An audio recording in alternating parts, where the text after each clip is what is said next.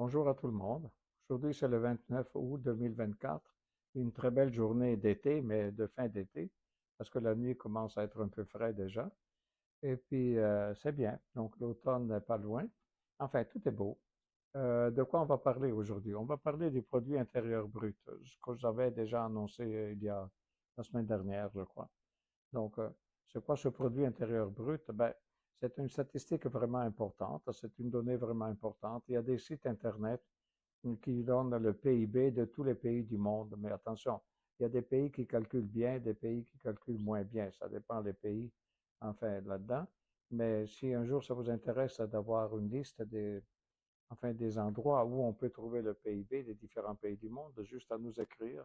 Et puis, on va vous avez le courriel à la première page, à la page du titre, et puis on va vous envoyer la liste. Donc, c'est quoi ce produit intérieur brut?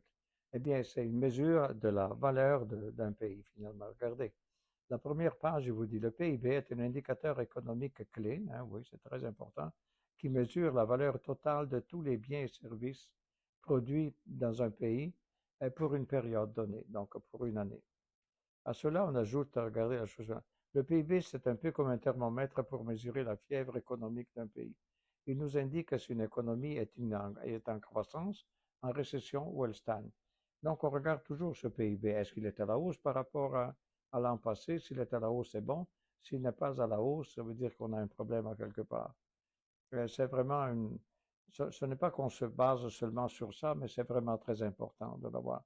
Si vous voulez avoir, par exemple, le PIB du Canada, vous pouvez aller sur Statistique Canada, le site Internet, et puis il va vous montrer le PIB. À présent, est-ce que c'est un peu plus compliqué que ce que je vous dis? Ben, regardez les détails ici que je vais vous mettre. Donc, regardez, comment on le calcule? On le calcule avec la production, ou avec les dépenses, ou avec les revenus. Donc, il y a donc différentes façons de le calculer, mais au bout de la ligne, à part les différentes façons, la façon la plus classique, c'est que vous avez ici à la page 4 et vous avez la formule. Comment calcule-t-on le PIB? Donc, le PIB est la valeur totale de tous les biens et services finaux produits dans un pays pendant une période donnée, et généralement un an. Et la formule du PIB est donc c'est le C plus le I plus le G plus, entre parenthèses, le X moins M. Qu'est-ce que ça veut dire ça? Eh bien, le I, c'est marqué, pardon, le C. Le C indique les dépenses des ménages. Les I, ça indique les investissements, c'est-à-dire les dépenses des entreprises. Euh, la dépense publique, c'est G, c'est-à-dire les dépenses du gouvernement. Ensuite, vous avez l'exportation nette, c'est-à-dire la différence entre exportation et importation. Tout ça, ça crée finalement le PIB et comme calcul. Naturellement, les quatre statistiques qui sont là, consommation, investissement, dépenses publiques et exportation nette, elles sont finalement, vous les trouvez aussi individuellement. Si vous allez sur Statistique Canada, sans vous dire la page parce que en ce moment ça m'échappe, mais quand même, vous trouvez toutes ces données-là. Mais nous, ce qui nous intéresse, c'est de donne-moi le PIB, point final. Et donc, c'est intéressant. À présent, quelles sont les caractéristiques et les défauts de ce PIB? Regardez, le PIB est un outil très utile, comme je vous dis, mais il y a ses limites. Par exemple, il ne prend pas en compte les activités qui ne sont pas déclarées, comme le travail au noir. Malheureusement, le travail au noir, ça favorise ceux qui font le travail au noir, mais quand même, ils ne font pas partie de la statistique des dépenses des foyers, puis tout ça, comme ça fait dans la page précédente, comme c'est indiqué. Donc, finalement, il y a toujours un pourcentage qui ne fait pas partie de richesse. Par exemple, il y a certains pays où, étonnamment, on dit qu'ils sont en récession, mais si vous les visitez, les restaurants sont toujours pleins. Donc, il y a quelque chose qui ne va pas là-dedans. Mais ça arrive. Donc, euh, qu'est-ce que l'est l'autre? Regardez, le PIB élevé ne signifie pas forcément une meilleure qualité de vie, justement, parce qu'il ne mesure pas le bien-être des gens, ne prend pas en compte les inégalités dans le pays, donc la différence entre riches et pauvres, ne mesure pas les activités non marchandes. Donc, des activités qui ne peuvent pas être quantifiées comme transactions d'économie, finalement. Finalement, le gouvernement utilise le PIB comme un indicateur clé pour orienter leur politique économique. Donc, par exemple, si le PIB est en croissance, les banques centrales peuvent décider d'augmenter les taux d'intérêt pour éviter une surchauffe de l'économie. Ça, c'est un exemple, tout simplement. Moi, je me souviens quand la Chine s'est ouverte finalement au capitalisme, euh, ça, c'est à partir des années 70. Finalement, ils avaient une croissance, mettons, de 20%, 25% par année. Leur PIB, là, ça montait parce qu'ils partaient de zéro, de rien.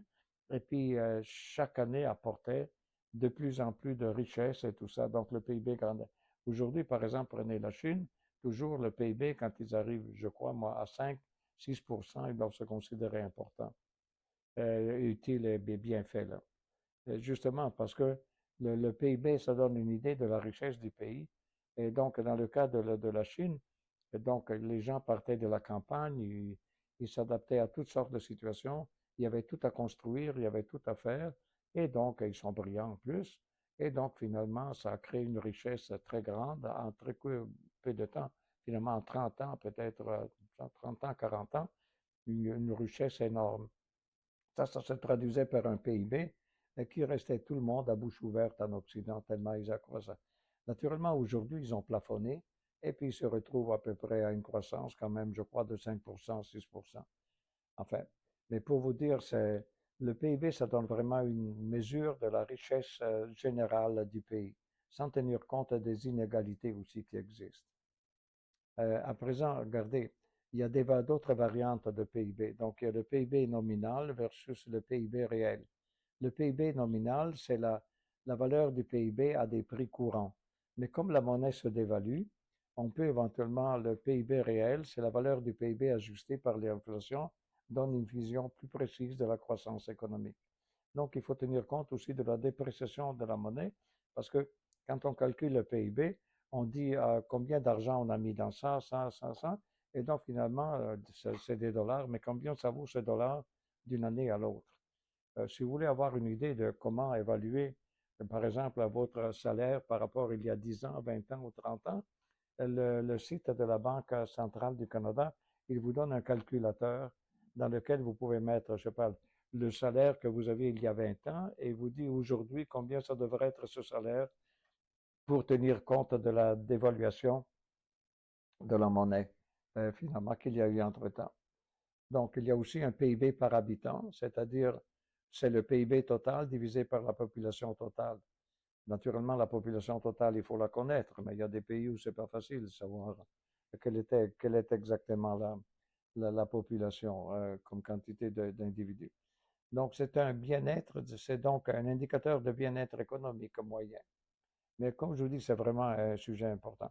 On ne peut pas ignorer le PIB, vraiment. Vous allez encore une fois sur Statistique Canada et il va vous donner le PIB du Canada, qui est très intéressant compte tenu que c'est un pays ultra développé et puis avec une économie saine et puis avec une politique favorable. On peut avoir l'opinion politique qu'on veut, mais finalement, du côté économique, on n'a rien à dire.